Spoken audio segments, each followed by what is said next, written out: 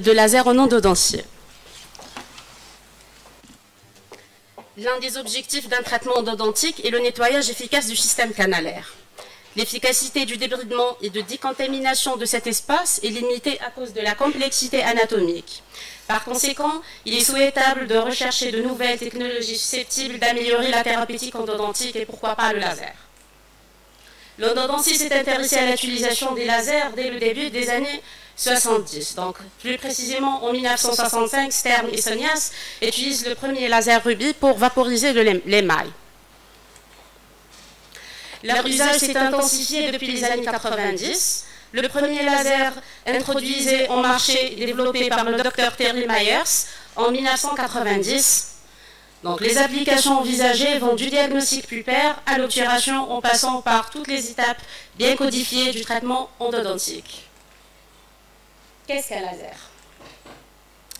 Le mot laser est un acronyme de l'anglais Light Amplification by Stimulated Emission of Radiation. Donc l'efficacité de la lumière par émission stimulée de radiation. Il désigne à la fois le mécanisme et l'appareil. Un dispositif qui amplifie la lumière et la rassemble en un étroit faisceau cohérent ou une onde qui se propage en phase, ce qui rend la lumière laser extrêmement directionnelle et d'une grande pureté spectrale. Pour les caractéristiques de la lumière laser est caractérisée par son monochromatisme, la cohérence spatiale temporale, donc tous les photons ont la même amplitude et la même phase et la même longueur d'onde. La propagation unidirectionnelle, les ondes de la lumière laser ne se propagent que dans une seule direction. Donc voilà la différence entre la lumière laser et la lumière ordinaire. La lumière laser, c'est une lumière cohérente, monochromatique, unidirectionnelle. La lumière ordinaire, c'est une lumière incohérente, multichromatique et multidirectionnelle. Donc pour les principes de fonctionnement du laser, pour comprendre le principe de fonction du laser, il faut rappeler sa composition. Un laser est composé par un milieu actif qui contient les atomes qui vont être excités pour pouvoir produire ce faisceau lumineux, donc d'une source d'énergie, de miroirs. Donc, premièrement, le milieu actif est constitué des atomes que l'on souhaite exciter. Les principaux types de milieux actifs sont le gaz, le solide, les liquides. Et ceci définit le laser. Nous avons, pour les milieux actifs à gaz, nous avons les lasers CO2, les lasers hélium. Pour les milieux actifs solides, nous avons le NdYAG, le NdYAP, le KTP et l'erbium. YAG. Pour les milieux liquides, c'est les lasers qui utilisent comme milieu actif des colorants organiques actifs. Donc, pour le système de pompage, nous avons dit que c'est la source énergétique nécessaire pour l'excitation des atomes du milieu actif. Donc, ça peut être optique, chimique, électrique. La cavité de résonance, c'est un dispositif composé de deux miroirs, parallèles, dont l'un est réfléchissant et l'autre est partiellement réfléchissant. Cette cavité permet de confiner les rayonnements lumineux et de ne laisser passer que les photons en phase dans une seule direction. Donc, pour le principe de fonctionnement du laser, nous avons le milieu actif. Ici, c'est un exemple d'un laser à gaz CO2. Nous avons les atomes du milieu actif qui vont être excités par la source de pompage. Souvent, c'est une source électrique. Donc, l'excitation de ces atomes va permettre une réaction en chaîne. C'est ce qu'on appelle le phénomène d'amplification pour obtenir le faisceau lumineux. Donc, les allers-retours des photons entre les deux miroirs vont permettre la sortie du faisceau laser à travers le miroir semi-réfléchissant. Pour les modes d'émission du laser, on distingue le mode continu, le mode discontinu et l'émission spécifique. Pour l'endodontie laser assistée, l'intérêt du laser en endodontie, la technologie laser a été introduite dans le domaine endodontique dans le but d'utiliser l'énergie lumineuse pour améliorer les résultats obtenus avec la procédure traditionnelle, en renforçant la capacité du nettoyage, l'élimination des débris et de la boue pariétale des canaux radiculaires, en assurant une meilleure décontamination du système endodontique. les avantages et les inconvénients d'utilisation du laser. Pour ces avantages, on profite de ses effets de biostimulation, de régénération, de cicatrisation tissulaire plus rapide qu'avec la méthode traditionnelle, la diminution sensible des risques de complications post-opératoires, sa nature non rotative et non invasive, sa précision et évite ainsi les dommages aux tissus voisins, son effet antibactérien intéressant dans la désinfection canalaire, le confort d'utilisation, que ce soit pour le patient et pour le praticien, une diminution du temps opératoire et il est aussi intéressant dans le domaine de prévention de caries.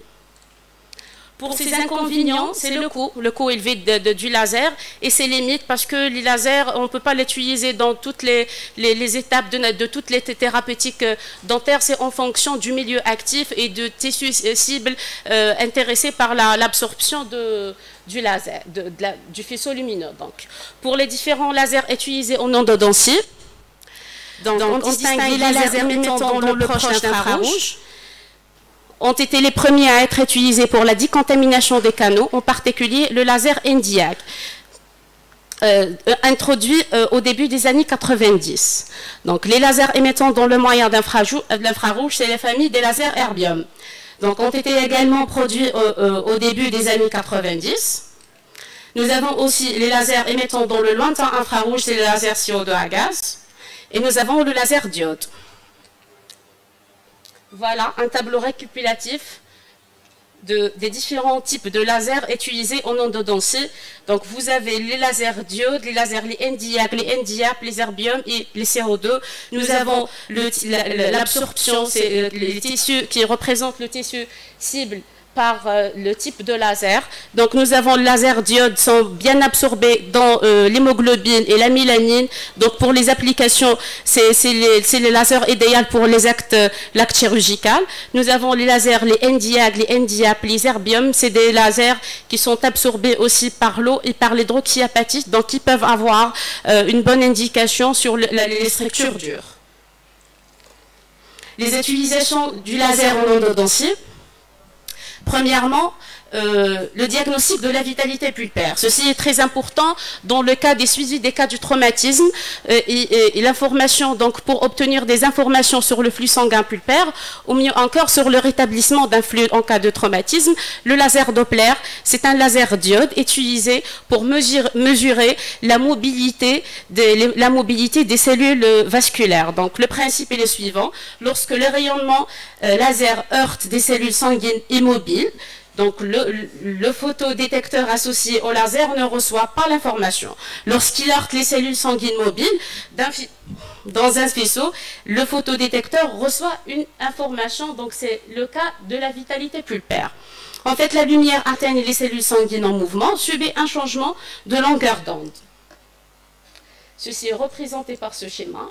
Donc pour la source laser diode, l'image donc, le faisceau va heurter les cellules sanguines, les cellules mobiles vont réfléchir la lumière et ceci est mesuré par des valeurs numériques et c'est un bon signe de vitalité pulpaire.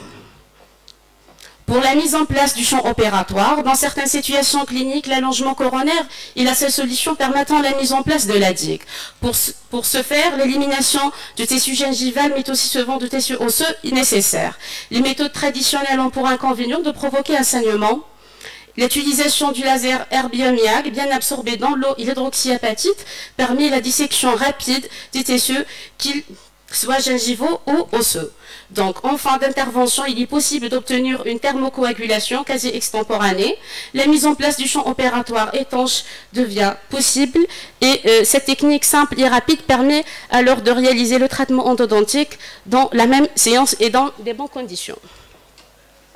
Pour la préparation de la cavité d'accès peut être préparée directement avec le laser erbium, qui sont capables d'éliminer l'émail et la dentine. Dans ce cas, il est recommandé d'utiliser un embout constitué de tubes courts, donc, afin de disposer d'une énergie et d'une puissance élevée. Simultanément, il est possible d'éliminer les débris bactériens, de décontaminer le tissu pulpaire sans une transposition des micro-organismes et des toxines et des débris en direction apicale.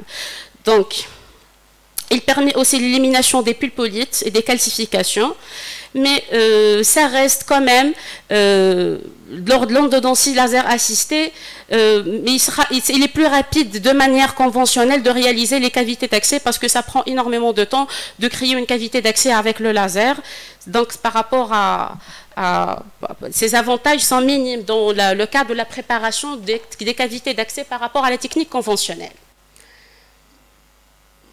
Pour la préparation et la mise en forme, à l'heure actuelle, la préparation avec les canaux avec les instruments nickel-titane reste la norme de référence en endodontie parce que l'effet ablatif des lasers reste quand même moindre par rapport à l'efficacité de la technique conventionnelle en nickel-titane.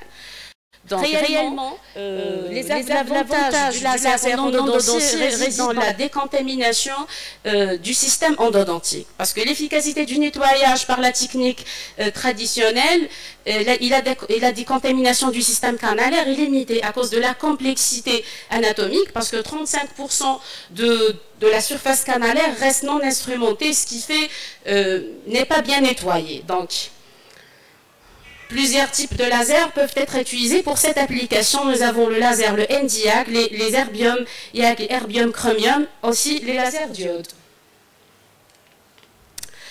Ces deux types de lasers représentent aujourd'hui le meilleur système de décontamination endodontique assistée par le laser grâce à l'irradiation directe et leur capacité de diffusion dans le tubulé dentinaire. Donc, et pour le caractère sélectif efficace de ces longueurs d'onde pour les membranes bactériennes qui sont ainsi endommagées par l'effet photothermique. Donc, pour expliquer un peu les mécanismes de décontamination par le laser, il se fait par, premièrement, la désinfection photothermique ou bien l'effet bactéricide du laser. Toutes les longueurs d'onde possèdent une action bactéricide élevée en raison de leur effet thermique. Donc, elles induisent d'importantes modifications structurales dans les cellules bactériennes. La membrane cellulaire est la première atteinte par un changement de gradient osmotique qui mène à un gonflement et la mort de la cellule. L'effet thermique du rayonnement se manifeste jusqu'à 1 mm de profondeur dans les parois dentinaires et permet d'obtenir un effet décontaminant dans les couches les plus profondes de la dentine. Le deuxième effet de décontamination par laser, c'est l'effet photomécanique ou bien l'élimination de la boue pariétale. Le phénomène d'excitation des molécules d'eau de l'irrigant produit des effets photomécaniques et photoacoustiques. C'est le phénomène de cavitation sous forme d'ondes de choc sur les parois dentinaires. Ces effets sont extrêmement efficaces pour l'élimination de la boue pariétale des parois dentinaires ainsi que pour le biofilm bactérien. Donc voilà, vous voyez l'aspect des tubulés dentinaires après une préparation conventionnelle, avec des instruments mécanisés en nickel-titane. Vous voyez l'obturation des tubulés dentinaires par la boue pariétale. Et si après une décontamination avec le laser, vous voyez l'aspect des tubulés dentinaires bien propres et élimination de la boue pariétale. Pour la désinfection photoactivée, la thérapie photoactivante et bactérienne consiste à exciter par rayonnement laser un colorant photosensible qui réagit avec l'oxygène ambiant pour produire des formes réactives d'oxygène qui ont un potentiel bactéricide. Les colorants utilisés sont de bleu méthylène et le bleu de toluidine. Les lasers utilisés, c'est des lasers diodes. Le colorant est laissé pendant 1 à 5 minutes dans le canal, puis activé par le laser qui est inséré à 1 mm de l'apex et agité par un mouvement hélicoïdal. Donc, pour le mode opératoire de la désinfection laser assistée, il faut insérer la fibre optique placée à 1 mm de l'apex sous irrigation. On effectue des séries de tirs successifs en remontant d'un mouvement hélicoïdal vers la chambre pulpaire et en renouvelant la solution de l'irrigation.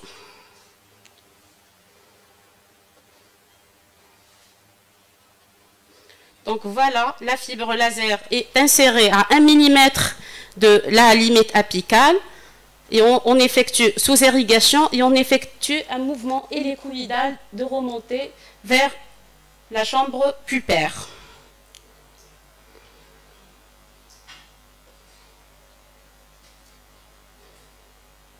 Pour la décontamination par le laser émettant dans le proche l'infrarouge, nécessite une préparation des canaux avec la technique classique, une irrigation sous irrigation. Donc la fibre à laser est insérée à 1 mm et retirée avec ce mouvement hélicoïdal. Donc, pour les lasers émettant dans le proche l'infrarouge, nous avons le laser diode et le laser, il est laser YAG, le Nd:YAG. Le laser diode utilise une fibre de 200 à 300 micromètres de diamètre, donc il permet de réduire la population bactérienne de 63 à 90%. Donc, il est utilisé avec des cycles de traitement de 5 secondes et de temps de pause de 5 secondes en renouvelant la solution d'hypochlorite de sodium entre chaque passage de fibre. Pour le laser Nd:YAG, les paramètres d'utilisation sont de 1 à 3 watts pour une puissance de 15 à 20 Hz pour la fréquence. Il permet de réduire la population bactérienne de 85 à 100% à une profondeur de 1 mm dans la dentine radiculaire. Elle est utilisée à raison de 4 à 5 passages d'une fibre pendant 5 à 10 secondes, intercoupé de temps de pause de 5 à 20 secondes. Donc, pour la décontamination par les lasers émettant dans le moyen infrarouge, exemple le laser erbium. Le laser erbium, il faut le placer à 2 mm de la limite apicale, actionner dans un bain de DTA ou d'acide citrique, cette opération renouvelée 2 à 3 fois pour éliminer la plus grande partie de la couche d'enduit pariétal. Et la décontamination tridimensionnelle du système endodontique est d'obtenir, il y a des études qui ont démontré qu'il est efficace à 99%, il a un effet bactéricide. Donc, pour l'irrigation activée par le laser, plusieurs études suggèrent une amélioration de l'irrigation suite à son activation par le laser. Basée sur l'utilisation des solutions habituelles, le DTA, l'acide citrique, l'hypochlorite de sodium, la rendant d'efficacité supérieure à celle par les ultrasons ou par la technique conventionnelle. Donc, l'activation de l'irrigant par le laser provoque un mouvement de fluide irrigant à grande vitesse, ce qui engendre des phénomènes de cavitation. L'effet thermique du laser permet la formation des bulles de vapeur qui, en explosant dans le liquide, génèrent un deuxième effet de cavitation dans les fluides intracanalaires, permettant ainsi une efficacité de nettoyage accrue.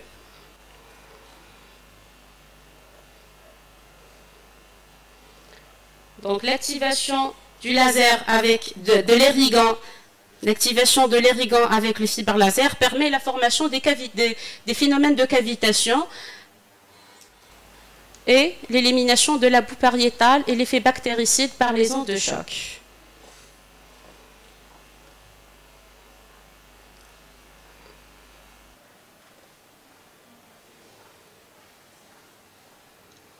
L'effet morphologique sur la surface dentinaire. Lorsqu'ils sont utilisés à sec, les lasers émettant aussi bien dans le proche d'infrarouge que le moyen infrarouge peuvent produire les effets thermiques nuisibles. Sur les parois dentinaires, donc, on observe des fêlures et de la fonte de la couche superficielle, avec vaporisation de la boue dentinaire. En présence d'un irrigant à base d'hypochlorite de sodium, le rayonnement laser conduit à une morphologie canaliculaire dentinaire fermée contenant une boue dentinaire, donc, mais elle est éliminée partiellement avec une fonte réduite de la composante organique. Donc, le meilleur, l'idéal, le produit d'irrigation idéal avec le laser, c'est l'association de DTA et de l'hypochlorite de sodium. Donc, les meilleurs résultats sont obtenus lors d'une irrigation à l'EDTA qui permet l'élimination complète de la boue dentinaire, l'ouverture des canalicules dentinaires et causant moins de signes de dommages thermiques, suivi d'une irrigation d'hypochlorite de sodium pour éliminer le matériel organique et bactérien restant. Donc, les recommandations de la HAS, les irrigants utilisés sont le DTA à 17%, à un débit de 1 mm par minute, suivi d'hypochlorite à 2,5% à débit de 4 mm par minute. Pour l'obturation canalaire laser assistée, donc deux voies sont exploitées, l'obturation par effet Cannon, ce que vous voyez dans la photo, et réalisée en enduisant le tiers apical du canal à pâte d'obturation avec un antulo, puis en tirant avec la fibre laser qui permet à la pâte d'être propulsée dans tout le réseau canalaire préalablement désaffecté. La deuxième voie, c'est l'obturation canalaire laser assistée, repose sur l'utilisation de la radiation laser comme une source de chaleur et ramollissement de la gutta perca. L'utilisation du laser dans le cas de retraitement. Le retraitement consiste à l'élimination des matériaux ou matériels déjà en place, puis d'assainir l'ensemble du réseau canalaire. Donc, le laser Nd:YAG et Nd:YAG, qui sont les lasers thermiques, sont bien aptes à réchauffer la gutta perca, qui peut alors être éliminée. Il a aussi une grande utilité dans l'élimination des ancrages radiculaires à base de fibres de carbone et de verre qui peuvent être éliminés partiellement ou totalement par les lasers Nd:YAG. Donc pour la résection apicale laser assistée, les premières tentatives basées sur l'usage d'un laser se proposaient de sceller les apex resséqués. Donc, elles furent tentées en 1971. C'est le laser erbium-YAG qui, grâce à sa forte absorption dans l'hydroxyapatite ILO, retrouve sa place dans la résection apicale proprement dite. La section est franche, nette, sans craquelure lorsqu'un abondant spray d'air et d'eau est utilisé. Donc les saphirs utilisent de petits diamètres permettant un bon accès et ils servent à réalisation d'ostotomie avant de la résection. Un biseau est facilement obtenu et la cavité rétroapicale peut-elle aussi être réalisée au laser. L'avantage de cette technique, c'est de pouvoir effectuer la stérilisation de la cavité, d'abord chirurgicale après le curetage, et d'avoir maîtrise totale du saignement dans la zone opératoire grâce à son mode de coagulation. Je vais vous présenter un cas clinique d'une désinfection laser assistée. Donc, nous sommes devant une écrose sur la douce. Après la réalisation, la mise en place du champ opératoire, la réalisation de la cavité d'accès, la mensuration. Donc, on procède à réaliser un traitement endodontique conventionnel à l'aide des limes mécanisées, la technique mécanisée en nickel titane, sous une irrigation abondante. Puis, pour l'étape de la désinfection au laser, le laser utilisé, c'est un laser diode. Donc, il a beaucoup d'applications dans la chirurgie gingivale, la parodontie, l'orthodontie et l'endodontie. Donc, c'est une longueur d'onde de 980 nanomètres. Donc, il présente 3 modes d'émission. Une émission continue et pulsée ou en one shot.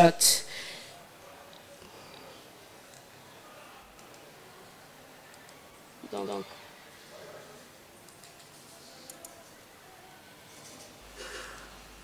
vous sélectionnez, il présente un écran tactile. On peut sélectionner le programme, donc endodontie, désinfection canalaire.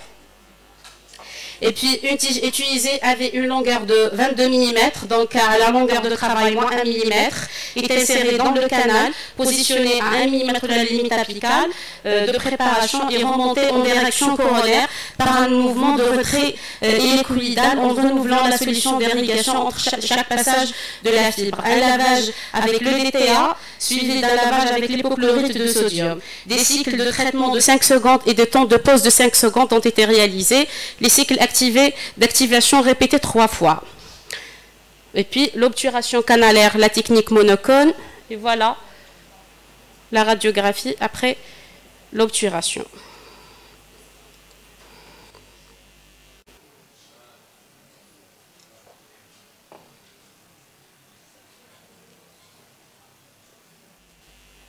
Voilà la préparation canalaire mécanisée conventionnelle sous irrigation abondante.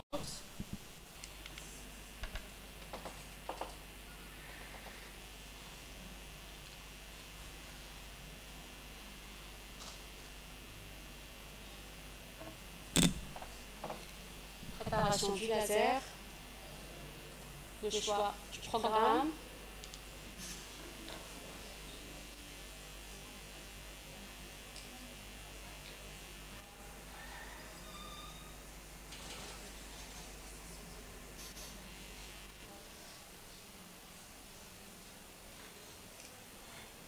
La désinfection, la décontamination avec la fibre laser sous irrigation abondante à l'EDTA suivi d'hypochlorite de 25 hypochlorite de sodium. L'opération répétée 3 fois et puis on procède à l'obturation canalaire conventionnelle.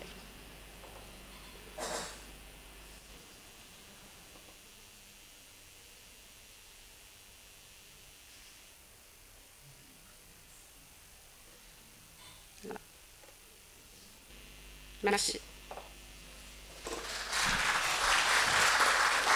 Merci, docteur Moussadi.